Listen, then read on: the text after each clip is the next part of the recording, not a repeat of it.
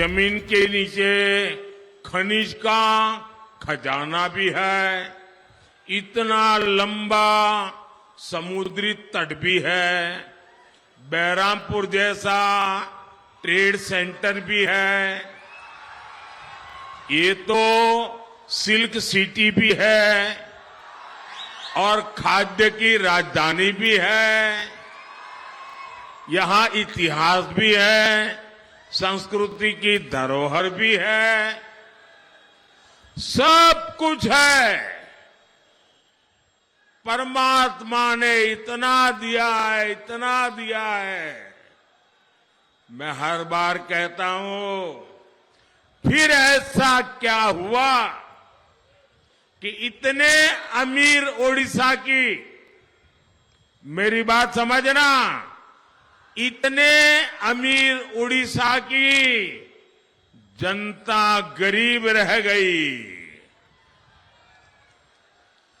ओडिशा अमीर है, जनता गरीब है। इसका जवाब है, ये पाप किसने किया? ये पाप किसने किया? ये पाप किसने किया?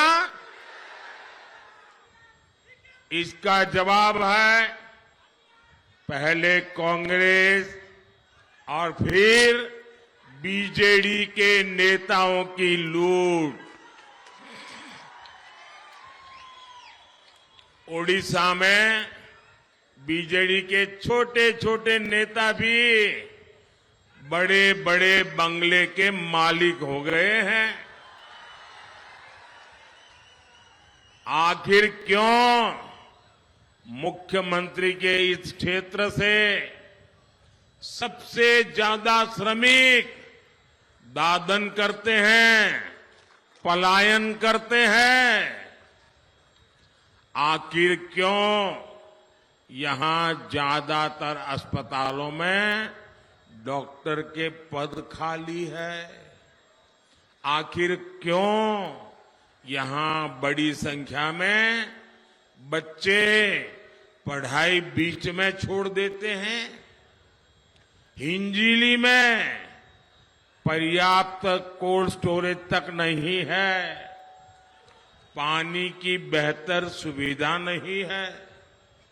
साथियों, मोदी ने ओडिशा के विकास के लिए कभी भी बजट की कमी नहीं रखी। मैं एक आंकड़ा बताता हूं, ये आंकड़ा याद रखोगे आप? जरा सबके सब बताओ, मैं एक आंकड़ा दे दो, याद रखोगे? पक्का आंकड़ा है, याद रखोगे? घर घर जाके बताओगे? अगर याद नहीं रहता तो बैठे बैठे लिख लेना, मोबाइल में टाइप कर देना, ठीक है? देखिए, आप जानते हैं, जब केंद्र में 10 साल सोनिया जी की रिमोट कंट्रोल वाली सरकार थी, मनमोहन सिंह जी को प्रधानमंत्री पद पर बिठाया हुआ था, तो उन्होंने सिर्फ उड़ीसा को 1 लाख करोड़ रुपया उड़ीसा को दिए थे। 10 साल में कितना? 10 साल में कितना? जरा याद करके बोलिए, 10 साल में कितना?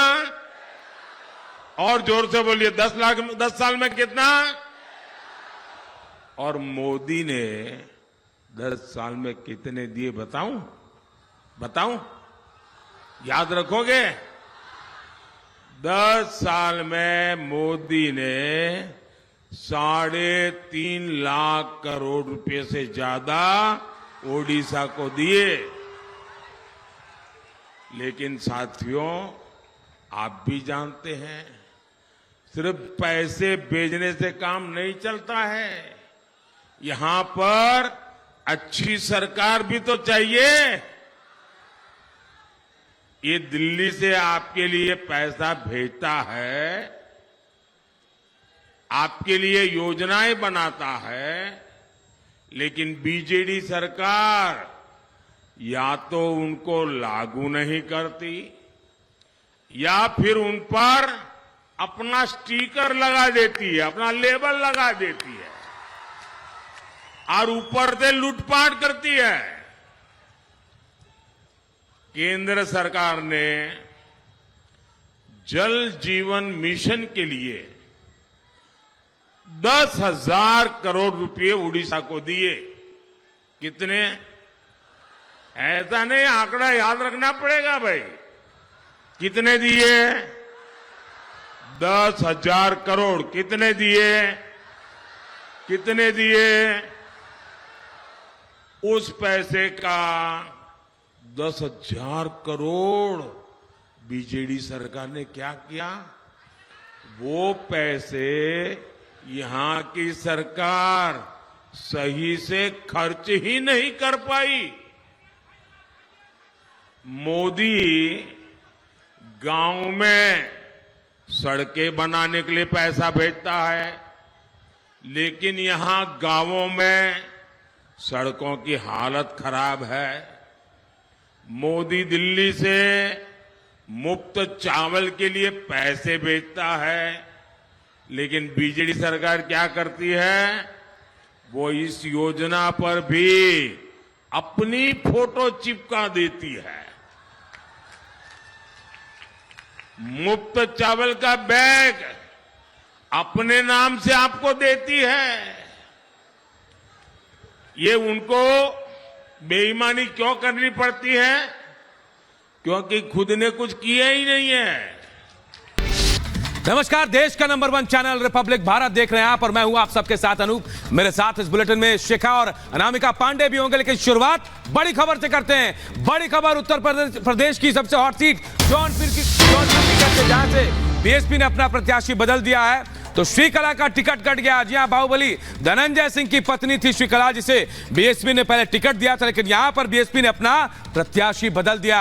अब श्रीकला की जगह श्याम सिंह यादव को टिकट दिया गया है। आज आखिरी दिन है नामांकन का और आज श्याम सिंह यादव नामांकन करने वाले हैं। हालांकि श्याम सिंह यादव ने प्रतिक्रिया भी दी और कहा कि मुझे ज्योतिष ने कहा था कि मैं एमपी बनूंगा और बिल्कुल वैसा ही हो रहा है। तो बड़ी खबर आपको बता रहे हैं, बाहुबली धनंजय सिंह की पत्नी का टिकट कट गया। बीएसपी ने जौनपुर से प्रत्याशी बदल दिया है। श्रीकला की जगह श्याम सिंह यादव को टिकट दिया गया है।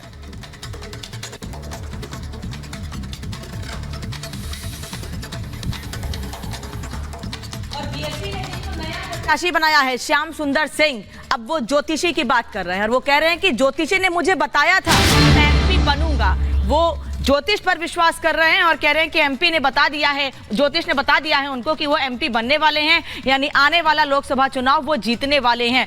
टिकट मिला है, टिकट बदला है बीएसपी ने। श्रीकला का टिकट काटा है जो कि धनंजय सिंह की पत्नी है, उनकी जगह श्याम सुंदर सिंह को टिकट दिया और अब वो अभी से अपनी जीत का दावा कर रहे हैं। दावा क्या, वो पूरी तरह से आश्वस्त हैं और वो कह रहे हैं कि किसी ज्योतिष ने उनको बताया था कि वो इस बार का लोकसभा चुनाव जीतेंगे और एमपी बनेंगे।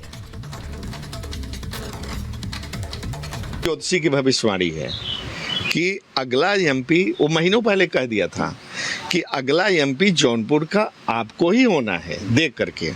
तो मैंने कहा जब मुझे टिकट ही नहीं मिला तो मैं एमपी कैसे होऊंगा? तो उसने कहा कि अब इसके बारे में तो मैं नहीं कह सकता, लेकिन मेरा गणित, मेरी विद्या यही कहती है। और जब मैंने फिर टेलीफोन किया, कल टिकट का आज आखिरी नॉमिनेशन के कल ही किया कि हमने कहा कि आप तो कह रहे थे तो अगला एमपी मुझे ही होना है, तो और आज कल लास्ट डे है, अभी तक कहीं से कोई सुगबुगाहट नहीं है तो उसकी बात तो मुझे लगता है कि सही होती दिख रही है मुझे, क्योंकि 1 बजे मुझे एकाएक माननीय बहन जी का टेलीफोन आया और मुझे कहा गया कि मैं आपको लड़ा रही हूँ। और सीधे ग्राउंड जीरो से हमारे सहयोगी राघवेंद्र हमारे साथ जुड़ गए हैं, उनके पास जाना चाहेंगे। राघवेंद्र, बीएसपी की तरफ से ऐसा क्या गणित देखा गया कि वहां पर टिकट बदल दिया गया है, यानी कि श्याम सिंह यादव को टिकट दिया गया है?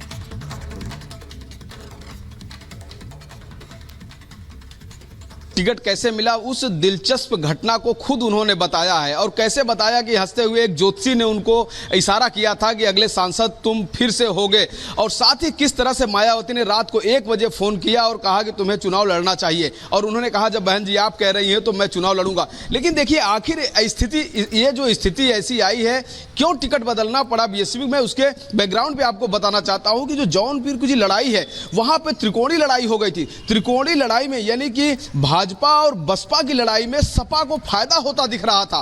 कहीं न कहीं कृपा शंकर सिंह और जो धनंजय सिंह की जो पत्नी है श्रीकला रेड्डी, यानी 2 छत्रियों के बीच की जो लड़ाई थी उसका फायदा सपा को जाता दिख रहा था। यह अंदरूनी जब खबर बीएसपी को पता चलती है कि 2 की लड़ाई में, भाजपा और बसपा की लड़ाई में सपा को फायदा हो सकता है, तो उन्होंने अपने प्रत्याशी को बदल दिया। और सुनिए श्याम सिंह यादव के बारे में बता रहा हूं, वो बीएसपी के सांसद हैं इस वक्त वर्तमान में, जो 2019 में सपा बसपा का गठबंधन था, धन्यवाद उसमें से आपका जो इस 10 तमाम एमपी जानकारी के थे। लिए। लेकिन सवाल ये है कि श्याम सिंह यादव को टिकट तो मिल गया, लेकिन श्रीकला का टिकट क्यों कटा, ये सवाल बना हुआ है। धनंजय सिंह बाहर निकले, अपनी पत्नी के लिए प्रचार करने को भी तैयार थे।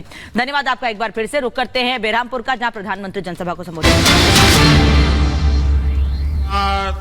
जमीन के नीचे खनिज का खजाना भी है, इतना लंबा समुद्री तट भी है, बेरहामपुर जैसा ट्रेड सेंटर भी है, ये तो सिल्क सिटी भी है और खाद्य की राजधानी भी है, यहां इतिहास भी है।